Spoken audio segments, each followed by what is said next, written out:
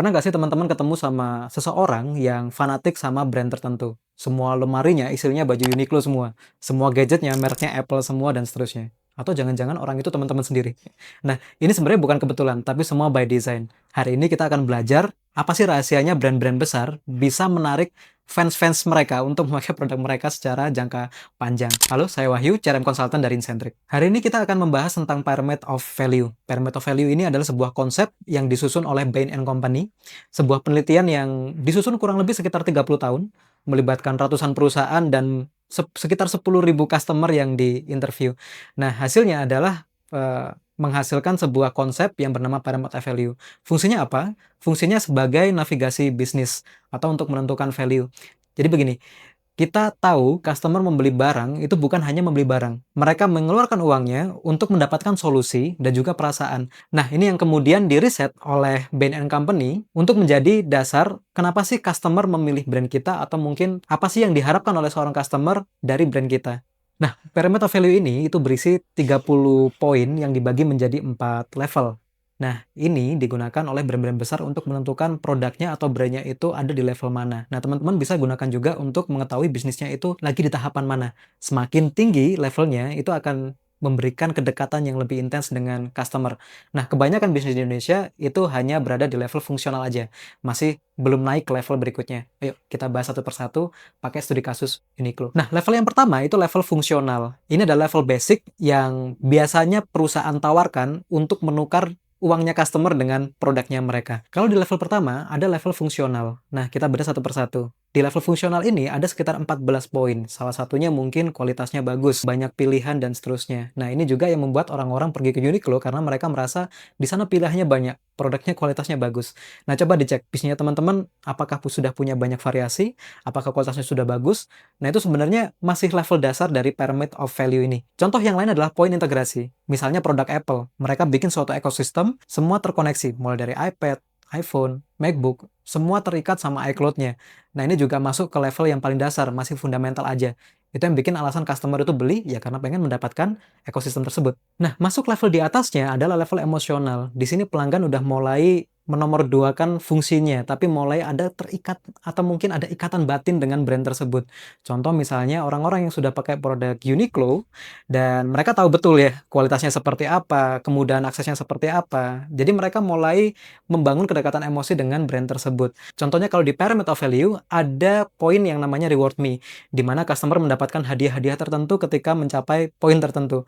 Atau mungkin Reduce Anxiety, pelanggan udah mulai aman, merasa nyaman ketika menggunakan brand tersebut. Atau di poin yang lain yaitu attractiveness. Jadi orang-orang yang memakai pakaian Uniqlo akan merasa lebih keren gitu ya, atau mungkin tingkat kepercayaan diri meningkat atau seperti apa, itu bisa saja terjadi. Atau brand-brand yang memberikan rasa fun, rasa happy, yang menawarkan sebuah kebahagiaan, itu berarti brand tersebut sudah ada di level nomor 2, yaitu emosional. Nah, masuk ke level nomor 3, yaitu life changing, di mana brand ini sudah bisa merubah kehidupan customer-nya. Contoh misalnya, kita ngelihat Apple. Mungkin orang-orang yang pakai Apple punya tujuan yaitu pengen lebih produktif. Jadi mereka membeli produk Apple-nya, laptopnya, HP-nya, untuk dikonekkan ke ekosistemnya agar lebih produktif.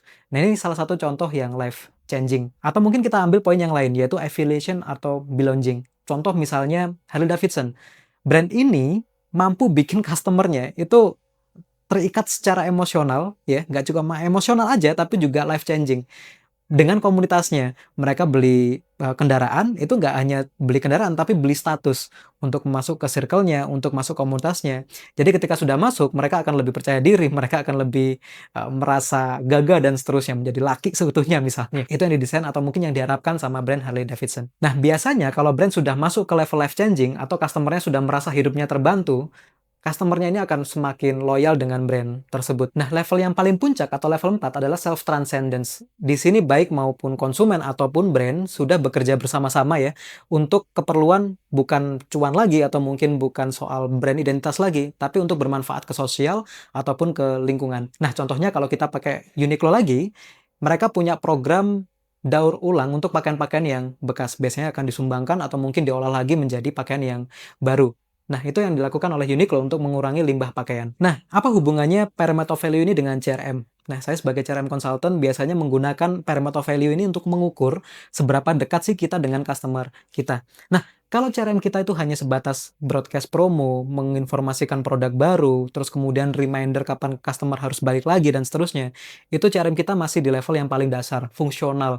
Semua brand itu melakukan hal yang sama. Nah, sebisa mungkin kita naik satu level, yaitu ke emosional. Bagaimana cara kita untuk reach ke customer itu membaca emosinya, bikin sesuatu yang menyenangkan, mungkin sesekali membahas tentang nostalgia masa lalu, memberikan mereka akses ke pakar-pakar ya untuk berkonsultasi dan seterusnya, itu masuk ke level emosional. Atau mungkin memberikan rasa aman ke customer biar mereka nggak was-was dengan produk kita. Nah, setelah di level 2, kita harus mulai merangkak ke level 3. Kita harus tahu apa sih tujuan hidupnya si customer dan kita berusaha mewujudkan itu, yaitu level 3, social impact. CRM kita harus bisa membantu customer untuk mewujudkan mimpi-mimpinya. Contoh misalnya, kalau teman-teman punya perusahaan skincare atau mungkin klinik estetik, sebenarnya mereka bukan beli produk untuk menghaluskan kulit, mereka nggak beli tentang krim malam dan seterusnya, tapi yang mereka beli adalah level kepercayaan diri yang tinggi. Nah, ini sebisa mungkin kita bantu wujudkan. Ya, kebayang ya kalau misalnya sebuah brand skincare gitu misalnya membantu bagaimana caranya semua customer-nya itu mendapatkan kepercayaan diri yang tinggi. Nah, berarti brand tersebut sudah ada di level 3, yaitu life changing.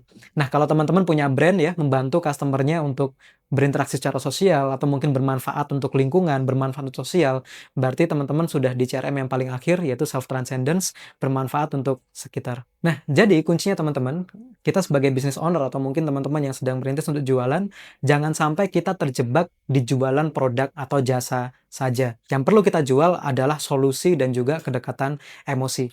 Jadi, kuncinya adalah teman-teman jangan hanya jualan produk, tapi yang dijual adalah solusi dan juga emosi. PRM atau value ini membantu teman-teman untuk menentukan sudah sejauh mana sih kita memberikan value ke customer. Apakah jangan-jangan selama ini kita hanya sebatas fungsional aja, di mana ketika kita hanya memberikan sebatas fungsional aja, kita masih bisa dibanding-bandingkan dengan brand atau kompetitor yang lain. Nah, mulai sekarang kita coba pelan-pelan naik satu tangga lebih tinggi lagi. Pertama, coba jalin kedekatan emosi dengan customer. Dan berikutnya kita akan naik ke level 3, yaitu membantu customer untuk mencapai tujuan hidupnya. Bahkan mungkin yang paling akhir, dengan brand kita jembatani customer untuk bermanfaat di sosial ataupun juga di lingkungan. Nah, kira-kira bisnisnya teman-teman sudah di level mana nih? Apakah fungsional? Apakah sudah mungkin mulai mencoba berkoneksi secara emosional ke customer? Atau sudah mulai merubah hidupannya customer? Atau mungkin bahkan sudah ke sosial ataupun environmental impact? Buat teman-teman yang pengen informasi lebih lanjut soal bisnis, soal behavior customer, bisa like dan subscribe channel Incentric untuk mendapatkan informasi lebih lanjut.